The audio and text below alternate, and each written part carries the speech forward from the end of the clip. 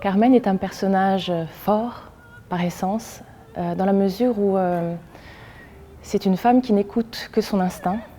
Et malgré les règles, malgré les lois, elle a cette prémonition que ça va la mener à sa perte.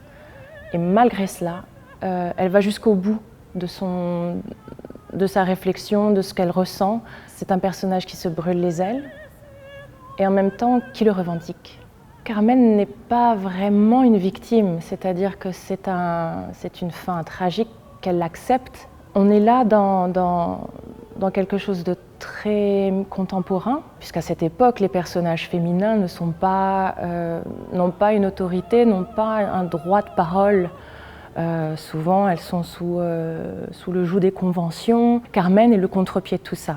C'est une rebelle, elle le revendique, et donc ça fait d'elle comment dire, un porte-parole d'un féminisme, j'ai envie de dire, mais en tout cas, elle revendique qu'elle a le droit d'aimer qui elle veut, quand elle veut.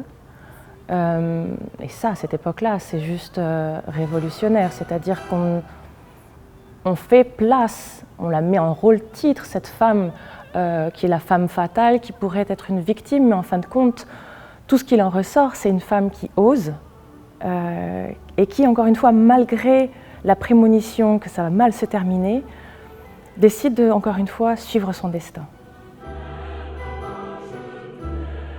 Dans cette production, on est avec un décor qui est relativement dépouillé et ça permet, dans le jeu d'acteur, d'intensifier vraiment les moindres détails de violence, c'est-à-dire que le moindre geste ou de passion peut être a un autre impact, j'ai envie de dire. Dans cette production notamment, j'en ai fait plusieurs de Carmen, mais celle-ci est relativement violente dans le bon sens. Je pense qu'elle rend justice à ce monde dans lequel Carmen évolue, qui est un monde de la rue, qui est un monde d'hommes, où elle, finalement, j'ai souvent cette sensation qui ne veut un peu rien dire, mais que c'est un corps de femme avec une manière de réfléchir d'homme de cette époque. C'est-à-dire qu'elle n'a peur de pas grand-chose, même la fatalité, finalement, elle l'accepte. Peut-être ce qu'elle a peur, ce dont elle a peur, c'est d'aimer. On se pose la question, en tout cas, de qui elle aime vraiment dans l'histoire. Qu'est-ce qu'elle éprouve pour Escamillo, qui est ce torero grand séducteur, et qu'est-ce que vient réveiller ce Don José sensible qui tout d'un coup se met à ses pieds en lui disant des mots qu'elle n'a jamais entendus dans sa vie. Carmen, on pourrait croire qu'elle snobe, en tout cas qu'elle a un peu de mépris pour cet homme qui est du côté de la loi, qui est tout ce qu'elle rejette et tout ce qu'elle déteste. Et pourtant, musicalement, il se passe quelque chose dans cet air sublime, La fleur que tu m'avais jetée. Il y a quelque chose de presque insupportable dans cette déclaration d'amour pour elle. Elle qui est habituée à la violence depuis toujours, je pense qu'elle ne veut pas s'avouer ce qu'elle ressent. Il y a comme plus qu'une barrière, il y a carrément un bouclier pour survivre dans ce milieu. On est obligé de se blinder, entre guillemets, d'être distante face à ses émotions. Et devant un Don José qui est juste à cœur ouvert, ce qu'elle reçoit d'amour est tellement fort qu'il en est insupportable. Et je pense que là, justement, après cet air, la manière dont elle lui répond en disant non, tu ne m'aimes pas, mais de manière musicalement qui est tellement forte, il y a un long silence avant ce non.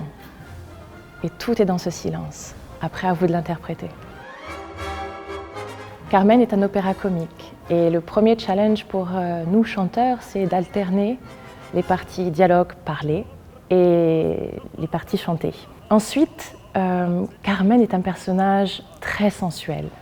Et donc dans la vocalité de Carmen, il y a toujours ces legato, c'est-à-dire qu'on passe d'une note à l'autre de manière très sensuelle, de manière très douce quelque part et en même temps rugueuse. Il y a quelque chose dans les airs de Carmen où on n'est pas dans le simplement beau.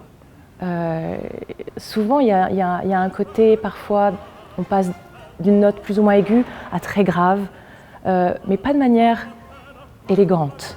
Il y a un espèce de milieu qu'il faut trouver entre le côté abrupt du caractère et en même temps ce romantisme exubérant, cette sensualité débordante.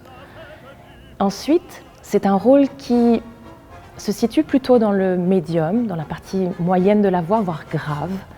Et je pense que ça ajoute une couleur globale au rôle qui est proche du parler.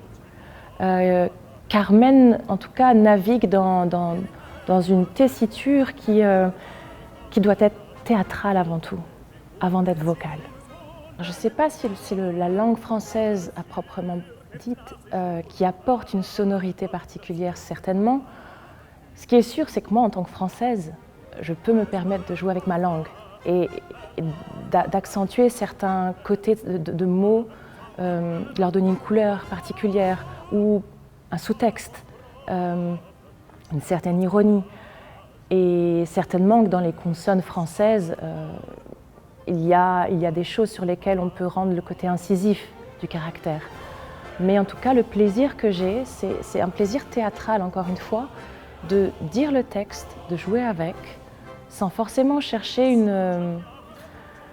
j'ai envie de dire, une beauté à proprement dite. On est là vraiment dans presque du réalisme.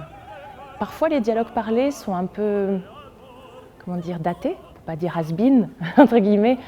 Et c'est d'autant plus difficile de se l'approprier, mais en même temps, c'est une force incroyable que d'en maîtriser, voilà, la langue évidemment, et de pouvoir jouer avec.